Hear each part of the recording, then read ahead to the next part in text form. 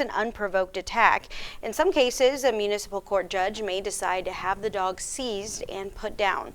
Another option would be to have the dog removed from the city. If the judge returns the dog to the owner, it could be classified as dangerous. The owner would then be required to get liability insurance and get a dangerous dog permit from the city. If the dog is involved in another attack or is on the loose, the owner is required to notify Animal Care Services within 24 hours. Now, law enforcement in Brooks County are looking towards some new technology. The Falfurrias Police Department is the only department using the drone technology in that area. Police Chief William Barton says they're using it to monitor Highway 281, a hot spot for drug and human smuggling. He says before the technology, they had to call in help from helicopters. Once these vehicles go off the roadway, no matter what, they go into the brush, and they go deep in the brush, and tracking them without air support or drone support is our biggest problem. We either lose the vehicle or everybody gets away. Now, these drones have helped reduce costs and even helped combat problems such as not having enough officers on the ground. Well, Houston Attorney Tony Busby will head the legal defense team during Attorney General Ken Paxton's impeachment trial. The Texas House voted to impeach Paxton based on allegations he made false statements, took bribes, and abused his office. The Texas Senate set the trial to be held no later than August 28th. Busby took to social media to announce he intends to represent Paxton throughout the case. In Houston, the federal government will now monitor how the city responds to reports of illegal trash dumping for the next 3 years. It comes as nearly a year after federal officials investigated complaints the city was slow to respond to illegal dumping in Black and Latino neighborhoods. That made it a civil rights matter. Going forward, the city must also keep and report data and continue its efforts to shorten cleanup time and prevent illegal dumping. This marks the second environmental justice settlement under federal civil rights statutes. Happy Thursday. This is our gorgeous, or I should say pretty in pink view of the Harbor Bridge this morning from our camera at Whataburger Field, and traffic appears to be moving smoothly, so let's check on 181 and see how it's doing right now. Between Portland and downtown Corpus Christi, no slowdowns to report for you. Around town, Ocean Drive is looking good, as well as SPID. Saratoga, a little stop and go here as you move east of Staples, but nothing major to write home about. The Crosstown's also looking good for the start of our Thursday. As we make our way on into the Bluff, here we go. Usual suspects, a little bit of a backup here at Naval Air Station Corpus Christi, and a little stop and go here on Flower Bluff Drive. Give yourself a little bit of extra time. But if your travels take you around the island, we are smooth sailing all around this area. So as you head out, make sure you stay safe and you drive safe. That's a look at your traffic report. I'll have a look at the complete 7-day forecast coming up. Cashing in 4 minutes, how an app is making an initiative to help college athletes at small schools make money. Plus, in 3 minutes, a look at some of your top stories of the day, including the latest impact from a major dam collapse in Ukraine, how former Vice President Mike Pence is taking aim at his former boss, the reason millions of people are being urged to stay indoors this morning.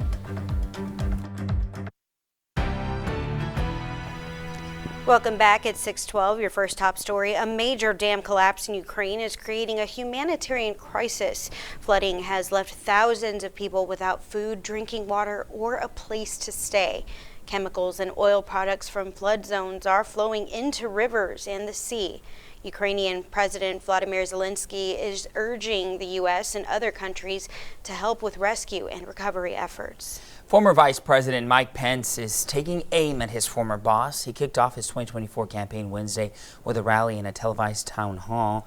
During the events, he criticized former President Donald Trump for trying to overturn the 2020 election. He also accused Trump of standing against the Constitution and abandoning conservative principles. This morning, millions of people are being urged to stay indoors as toxic smoke blankets parts of the U.S. Bad air quality is impacting Americans from the Midwest to the Northeast. The plumes are turning skies orange and forcing some cities to cancel schools and other events. The smoke is expected to hang in the air for a few more days as hundreds of wildfires continue to burn across Canada. Since July 2021, college athletes have had the ability to profit on their name, image, and likeness. And you've probably heard about the big names making big bucks. That includes Arch Manning and Angel Reese. Now an app is helping more athletes get paid. Iran Hammy tells us what it is and how the local universities view it.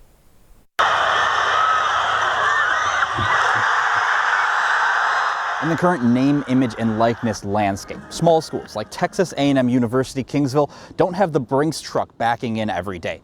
Well, a new app is hoping to change that for small school athletes.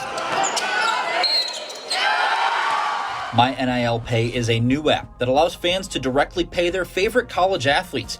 In return, the fan gets a piece of digital art with the athlete's name and signature on it. Whatever your reason, right? You can do that using My NIL Pay, where the collectors are really more focused on those big dollar amounts and really raising money for the revenue sports. So I went to Old Dominion. I got the women's basketball team. And, every player on that team, select all, got money from me. Celebrities like Hall of Fame basketball coach Nancy Lieberman have been tweeting about using the app to support her alma mater. And I was two-time player of the year. I was still a poor kid from New York City. I had nothing. I didn't have money to buy clothes, to represent my university or the Olympic team. Because this opens the door for more people to pay student athletes, My NIL Pay can benefit small schools. I'm a D3 kid, right?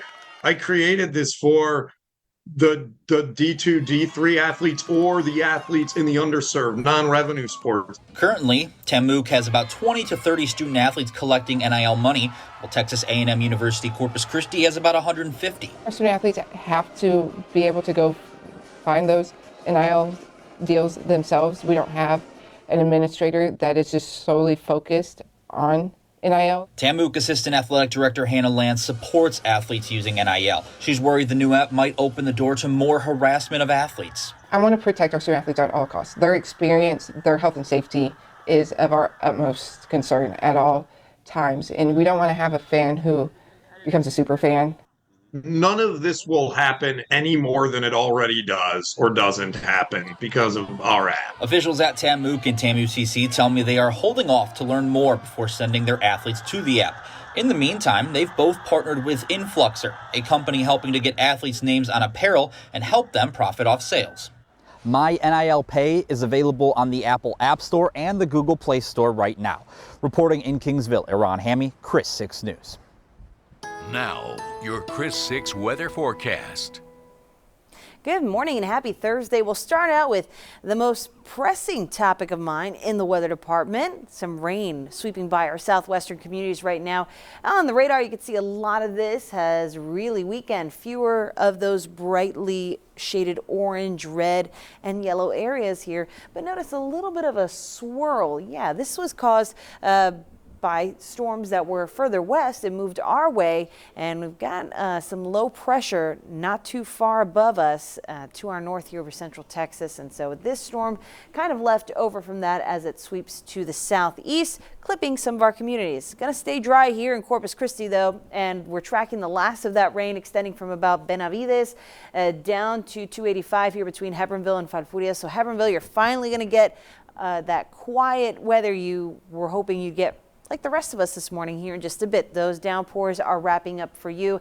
Falfurrias, you have one more batch of this heavy rain coming your way. That includes Fremont and up 281 to say about central Jim Wells County here. Alice, I think you're about done for today though. Aside from a few light rain showers just to the southwest of town, this is skirting off to the southeast, so it may even miss Kingsville here, but if you see a few light showers in the Kingsville area, don't be surprised. Aside from that, that's out of our hair, and the next thing that we'll be paying attention to is the abundance of sunshine that builds in behind it from most of the coastal belt. Now that sunshine is likely to cook up a few showers and storms to our north up in the Victoria Crossroads, and maybe one or two of those showers could brush by northern Refugio and Aransas counties. But here in Corpus Christi, we are going to stay dry, and our dry pattern is going to mean we get pretty hot out there. But we're enjoying the sunrise right now from our camera in Kingsville off Highway 77. The pinks and purples are just stunning this morning, and we get to enjoy that because we don't have any of that rain here. But now we switch over to the more pressing topic for the next several days. A heat wave, the first one of 2023, building on through, and it begins with temperatures in the 70s this morning, except down in Hebronville, 67 because we had some of that rain out there, but 72 for Alice in Kingsville, 75 at CCIA, and 80 degrees on the nose there to start our morning out at Naval Air Station Corpus Christi. So where do we go from here? To that, we look to the dog walking forecast. Our star Teddy was taking a vacation up in Wyoming, and those snow-capped mountains don't look too bad right about now when we're talking about highs in the 90s, right? Well, this is how our morning is going to go hour by hour. Look at this. 90 degrees by noon. Yeah, it's going to be another hot one. We get a little more movement in the air as a sea breeze develops later in the afternoon, so wind speeds kicking up closer to 10 miles per hour. But we could challenge some record high temperatures here over the next couple of days. We'll be close today, but I don't think we'll do it because some of the clouds that will be lingering through the morning. Tomorrow, we could beat the record. Currently 97 degrees, set back in 2019. I'm going for a high of 98. And on Saturday, once again, we'll be pretty close, but we may fall short of that. Either way, it's going to be hot. You need to drink plenty of water, take those breaks indoors into the air conditioning, and seek refuge because with all the humidity we have in the atmosphere, it'll make it feel anywhere from the lower 100s to as hot as 112 degrees. So make sure you're taking care of yourself out there. A sign of true love. In 3 minutes, we introduce you to a local teen who's proving that chivalry is not dead. We've got that story next. Well, this morning, a story about true love. A local teenager became a viral sensation recently when he went to work to raise money. Yeah, you're really going to love this story. That teen's sign of his love coming in the form of a cardboard message. Our Devon Taylor has the story. 657,435 minutes is how long 15-year-old Paul Moderato has been in love with his shorty or girlfriend. If you don't know how long that is, he has the answer. A year and 3 months. In daylight, in sunset, at midnight, or in this case, in the hallways of Baker Middle School, that's where their season of love began. In 8th grade, we met, I think, a little bit after November break, Thanksgiving break. And then we just became friends, and then we started talking more, and then we got together in February. And to show the love he has for his shorty, Audrina, he wanted to go the extra mile and take her on a date. I mean, I didn't want to ask my parents for money because I didn't want to use their hard-earned money to go take my girlfriend out on a date. So I'd rather go work for it, you know? So if I work for it, then I could take her out on something nice, go out to eat, or the movies too. His idea got some teasing from his family. His parents jokingly suggested that he stands on the corner and starts selling bottles of water. But he took that joke to heart and figured it would be a true sign of his love for his girl. Kind of crazy, actually. I was really, really surprised. And then people were defending me in the comments too. I really do appreciate that. I didn't expect that from strangers. In case you haven't figured it out by now, Paul raised his date fund by selling bottles of water on the corner of Southport Avenue and Arlington Drive Tuesday afternoon. His sign read, "Selling water to take my shorty on a date." You could say he had the last laugh over his parents' joke. He raised more than $1,400. Other members of the community surprised him with several job offers and free haircuts from a local barbershop. Well, I was just on Facebook and I seen a lot of people sharing his story, and I just figured I'd help him out by giving him a free haircut because I remember how it was going on dates without haircuts. Thank you. Thank them. I really do appreciate it because they didn't have to do that. I'm just a stranger, and I just want to take my girlfriend out, and I got a lot of stuff. I get to get a free haircut. She gets her makeup done and her nails. It's really crazy. I didn't think that would happen. Devon Taylor, Chris 6 News. How sweet. Paul and Audrina will go on their dream date this weekend. Paul has taken his shorty to the Republic of Texas Steakhouse. That's cute. Well, Nueces County Commissioners approved a memorandum of understanding providing meals to kids in need during the summer. The Coastal Bend Food Bank's backpack program distributes backpacks full of food to those children, but it was halted because of the pandemic. The food bank will team up with the Keach Family Library, Bishop Branch Library, and the Law Library to restore it. Each of those libraries will get about 100 food bank backpacks to distribute. Good morning. Look at this. Pretty in pink, our view from Snoopy's this morning. And oh my, is it a gorgeous start to our day here. A couple folks taking the boat out, and traffic is moving smoothly over the JFK Causeway. So let's start on the other side of the bay and show you how things are moving along 181. As you can see, no problems to talk about here. Moving our way on into town, Ocean Drive down through SPID, Saratoga, and the Crosstown Expressway are all moving smoothly in both directions. Making our way on into the Bluff, our usual delays approaching at AS Corpus Christi, not that bad to be quite honest. So it's still a good idea to give yourself a little bit of extra time, but a nice start to our Thursday here. And making our way out to the island, we showed you the JFK Causeway. It is moving smoothly in both directions, as well as Park Road 22 and Highway 361. So as you head out, make sure you stay safe and you drive safe. That's a look at your traffic report. I'll be right back with your forecast after this. Hey there, folks. Well, we here at Chris 6 Sunrise are feeling the weekend. It is almost here. And yeah, look at that. You're getting a live look from our SPID Skycam. It is just a beautiful morning in the coastal bend. Some showers out to the west here in the area of the coastal bend.